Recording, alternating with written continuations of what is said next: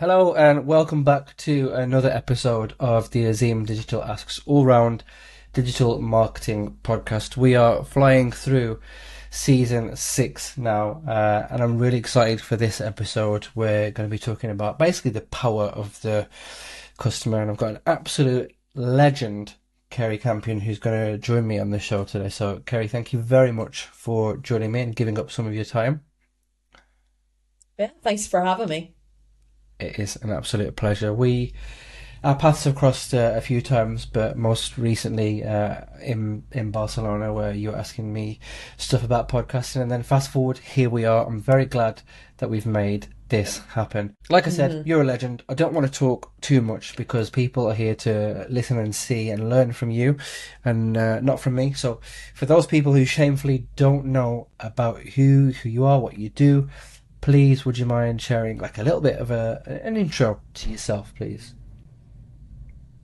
Yeah, so I'm a copywriter and a content marketer, and I've been doing that kind of freelance and then running my own agency for the past 4 years.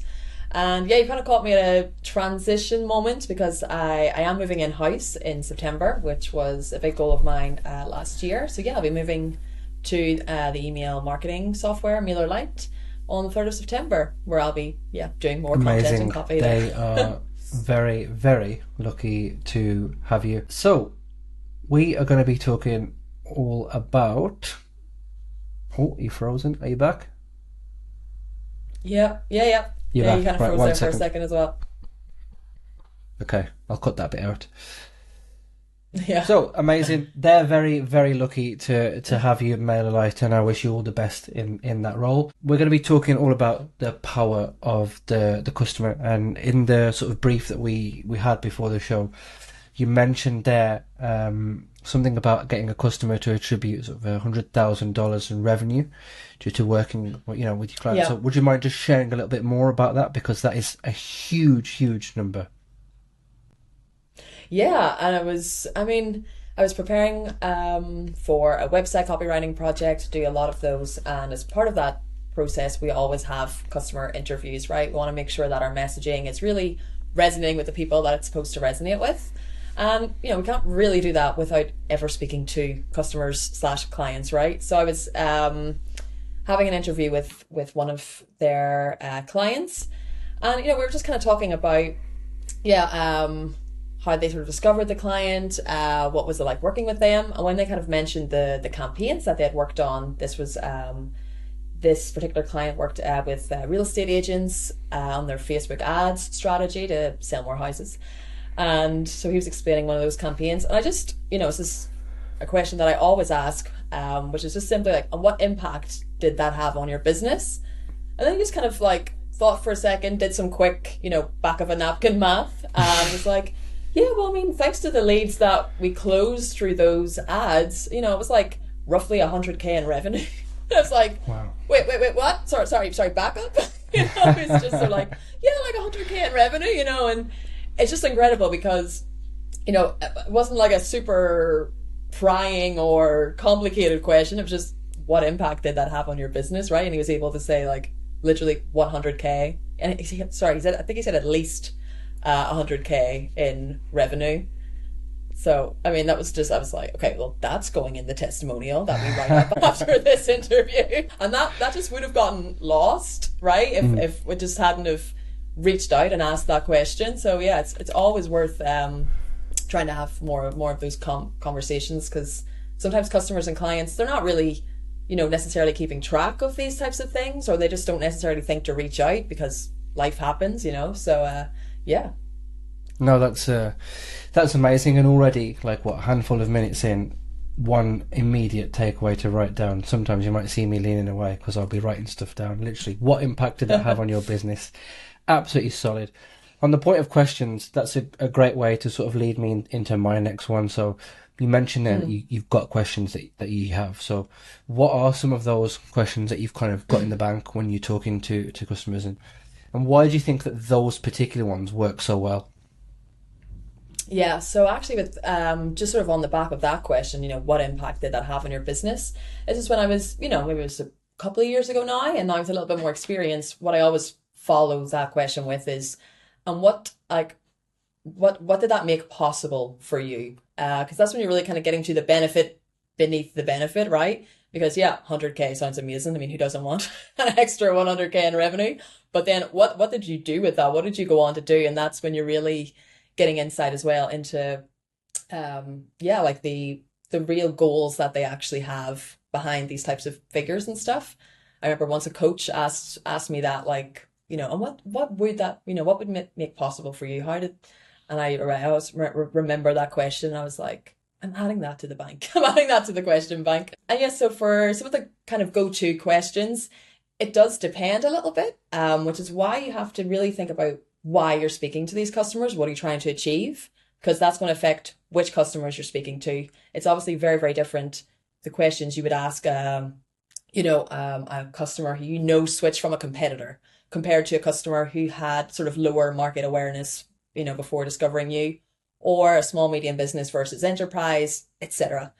But in general, let's take B2B. One of the great B2B questions that I love asking is, how do you get measured? So I want to really understand kind of what's at stake for them. How is success being measured for them? What kind of pressures are they under? And then that can help us think, well, how does our product or how does our service help them attain that? So that's like one of my favorite ones for B2B. And then it just naturally leads on to other questions like, oh, wow, so that sounds tough. How have you struggled with that in the past, etc. It kind of leads very naturally into a bigger conversation. Another one I love for B2B, because as we know, for anyone who works in B2B, there are multiple stakeholders. There's a lot of decision makers there. It's not just this nice, DTC kind of, I like this, I'm going to buy it. So I also like to ask things like, who else was involved in the decision-making process? Who did you need to get buy-in from? How did you achieve that? Because in marketing copy, yes, we're speaking to one person generally, but we have to be aware as well that there are other people who, are involved in that decision-making process. And we want to help the people who are discovering the product or the service to be able to sell it to them, to those other people who are involved, but might not necessarily be in the room, if that makes sense. Absolutely. And I love the one you mentioned prior to that in terms of how you're being measured, because more often than not, certainly in my experience, different teams have different sort of KPIs and goals, and not finding those out is almost like, trying to run a race with like your legs tied together pretty much. So that's really, really helpful. Yeah. Thank you very much for that. The B2B one, yeah, it goes without saying there's like 7 million different decision makers, so that is gold. Yeah. But yeah, too much from me. Anyway, let's carry on. When it comes to the end customer then, what do you think the dangers are of losing touch with them in the messaging?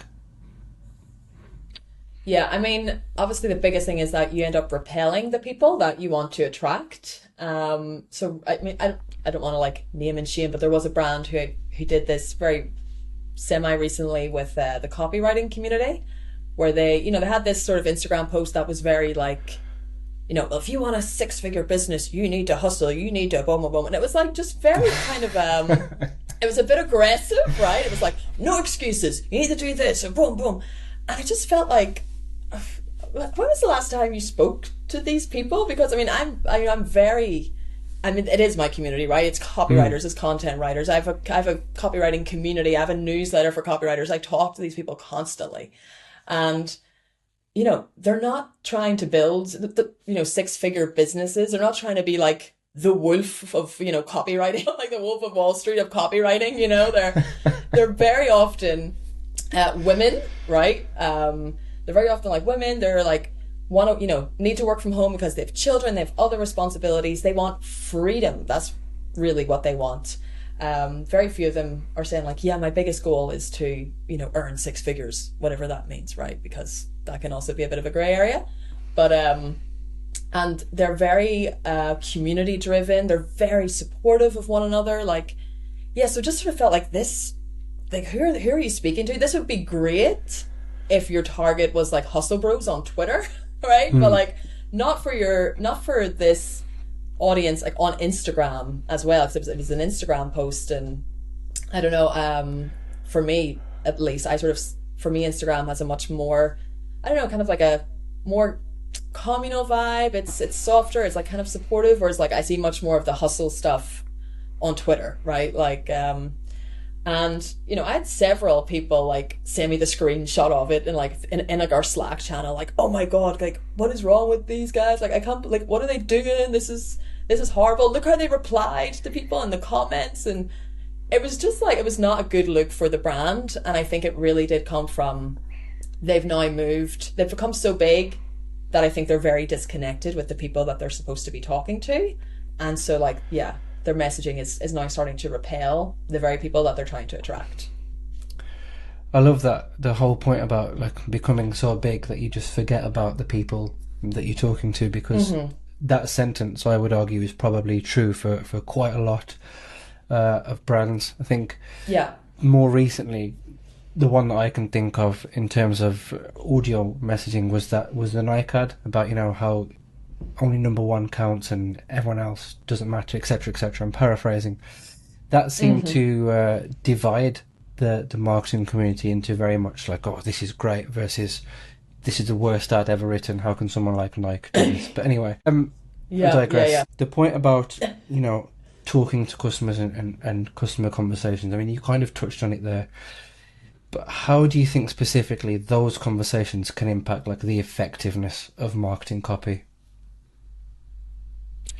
Yeah, I mean, I guess it really comes down to the fact that we are just bombarded by messages daily. You know, it's worse than ever. Every time you open your phone, there's like 500 ads in your face, and you know, I don't think there's any sort of blue ocean products or niches left. It's like everything is competitive. There's a thing for everything, right? And we're all, I think, trying to find the little, you know, our little niche, our little wedge where we can kind of differentiate ourselves from competitors in particular. And, you know, the only really way that we're going to do that is by understanding who we're speaking to. It's just so basic, but, you know, I still see companies who, you know, the hero section in their website is best in class tool for innovative solutions, or all those kind of buzzwords that don't mean anything to anyone. And it just sort of feels like, have you actually spoken to anyone that, you know, that you're, you know, marketing to? So I think it's just that. And then obviously what I just mentioned there, you can end up repelling the very people that you're trying to attract. I think we always have, like, people love quotes, right? Like I love quotes. I collect quotes, you know, like mad.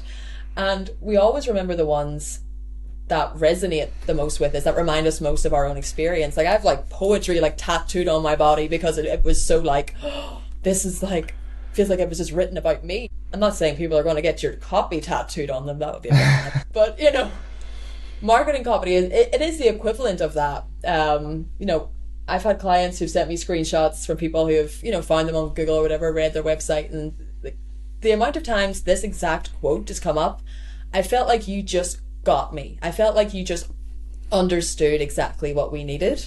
Like those exact words, because it's like, yeah, well, because we spoke to people like you and we, you know, put those pain points and those benefits and stuff in the copy. It's, you know, so I guess it's really just that. It's the difference between someone going, oh, this is, yeah, they do this thing that everyone else does. Okay, which one's cheaper, right?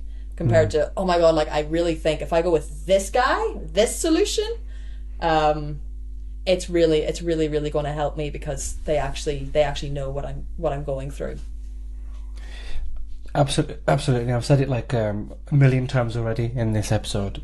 I love that. The whole point about I feel like you just got me resonates because as a consumer, I've done exactly the same as well. That takes me very nicely onto my next question, which is about maybe using your customers' own words in your copywriting. Have you ever done that before? And if you have, I'd love to hear of, you know, some examples like headlines or testimonials or whatever where this particular approach has like made a big difference for you. Yeah, so there was one that was super specific that really comes to mind. So I was working as like fractional head of content for a Jamstack development agency. So they do, you know, headless CMS builds. And one of our pages was very much targeted at the very, very techie sort of heads of designs, maybe CTOs, those types of people, because they were the only people who were searching for like Jamstack development agencies. You know, our other ICP was marketers, but most marketers are not going to know what Jamstack is. That's very much the CTO, the head of designs. And from speaking to them, one thing that was very clear was like the reason they wanted to go for that type of build is because they really want to like get super granular about what they can control on the website. And they just can't really do that with most, traditional sort of what they call monolithic CMSs like WordPress or Squarespace and stuff. So those are the guys who are like, we really want to get like technical. We want to get like, I really want to get granular. So one of our subheads was a direct quote from a customer. It was during one of their, I don't know if it was I think it was like a review call actually. So it wasn't even an interview. I was like on the call while they were kind of reviewing one of their sprints for their website. And it was, I need this animation to trigger on frame 57 when the scroll height reaches 35%.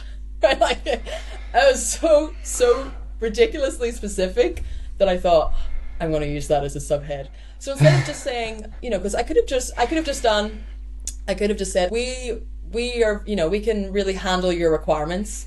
Well, it's show, don't tell, right? That's one of the, the facets of good writing. So instead of just saying that, it was like, nope, that's actually how granular we can get with your designs. Like, really the only limit is your imagination. And it's, and it is jargony, and, we're sort of told, oh, but I can avoid jargon. But there's some people who will really love seeing that jargon, and because then they're like, okay, yeah, this is my people. They're speaking to me on the really techie, nerdy stuff that I love. So yeah, that was an example of a very specific subhead that was taken straight from a client's mouth. That is. I think I need to see this once we finish the recording. I will send it across to you.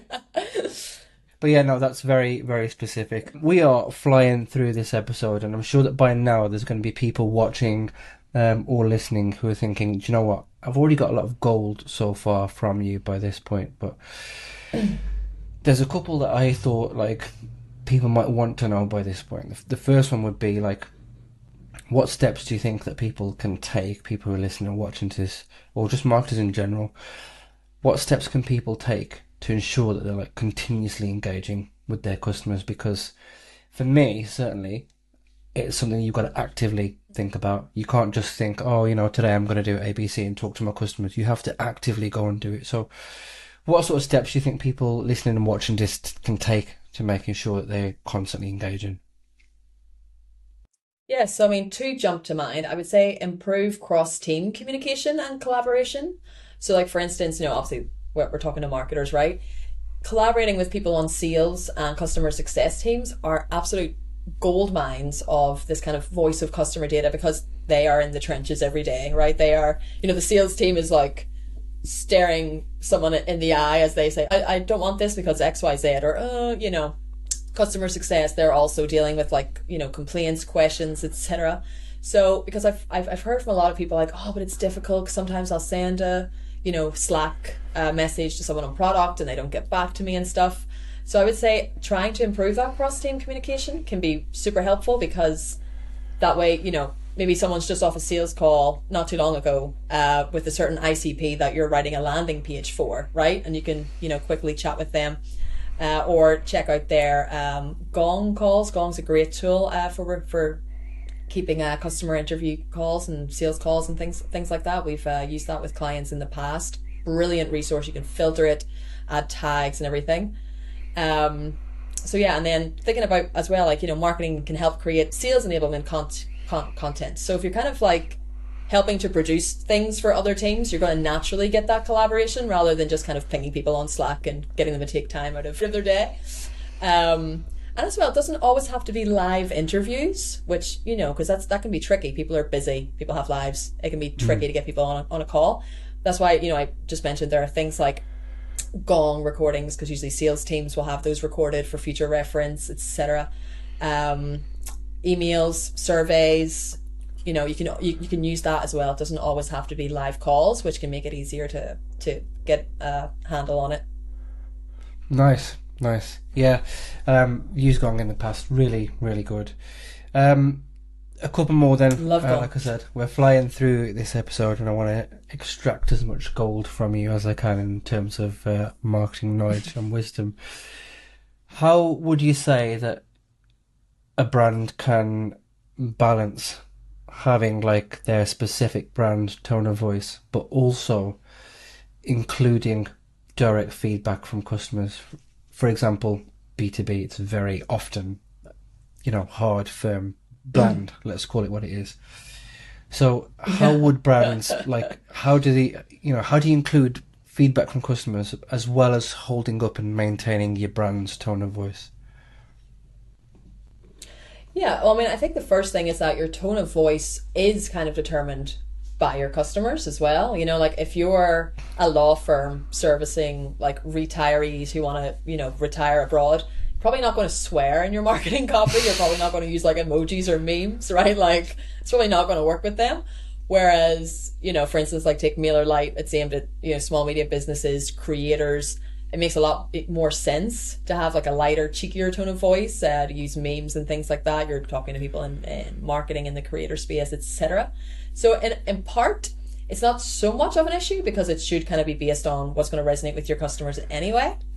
And then I guess the second thing is don't just rely on outliers either. So sometimes you might get someone who says something that might be quite good in an interview, but then you kind of, after maybe reviewing other customer calls, etc., you might think, actually, I think that was really cool, but I don't think it's actually what the kind of majority of our customers actually want and resonate with. And just, I guess just kind of being, having good judgment about that, really. But essentially, you can go too far the other way and use, not all VOC should be used verbatim. So someone might have like a more of the essence of sort of what they're saying that you might just have to kind of rework.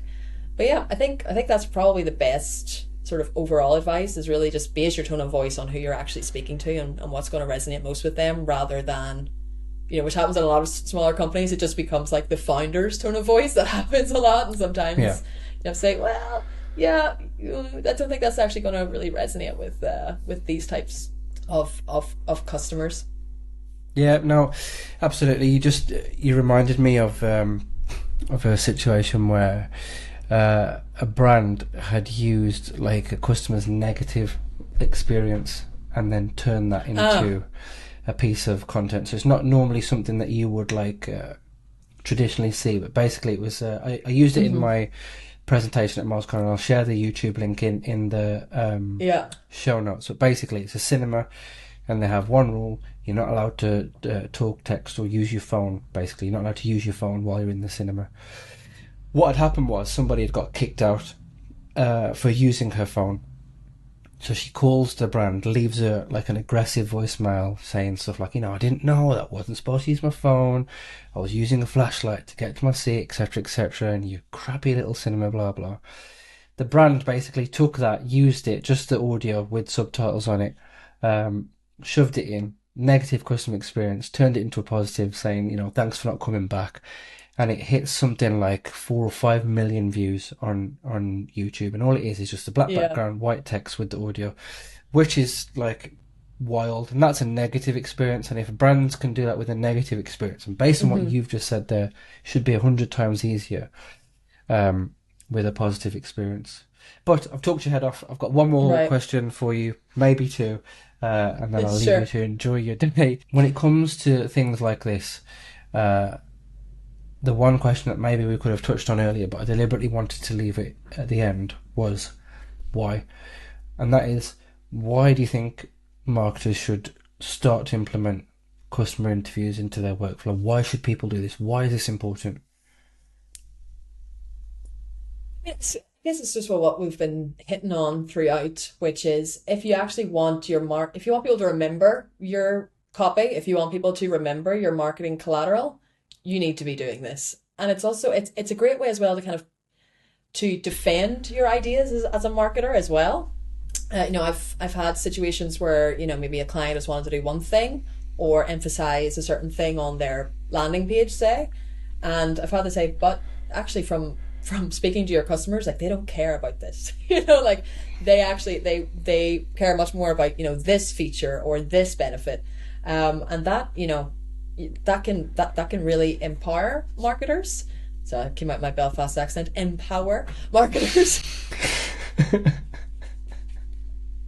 to get more buy-in, because they're actually saying, "Hey, no, we've actually spoken to customers. We've done surveys. We've done this.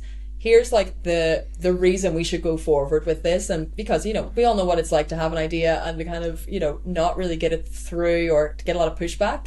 But when you have those conversations and your customers' words actually backing you up, that can be like, that's so helpful and so powerful for helping you get your campaign ideas implemented, and just to create stronger marketing material. Absolutely love it. This has been up to half an hour of just pure gold. I've really enjoyed this, so thank you very much. There's just one thing left before we wrap up the episode and let you go, and that's the most important one, arguably. Where can people find out more about you? Where can they follow you? How can people connect with you on the socials? Yeah, so LinkedIn is the only one I'm really active on now, because Instagram was taking up too much of my life. LinkedIn, if you just search Kerry Campion, that is champion without the H. Kerry Campion on LinkedIn. I'm always happy to connect with people there. And I also, you know, if there's any copywriters who are listening, I do have a newsletter called the Comrades newsletter and Slack community. So we send out a new issue every Monday, and love connecting with other copywriters and people in content. So would love to see some more people there as well. Absolutely, and by all means share with me the links, and I'll put them in the show notes so anyone on any platform can get them. Awesome. But yeah, if you're watching and listening, please do connect with Kerry, even if it's just to say thank you for sharing so much knowledge and wisdom. Really, really appreciated it.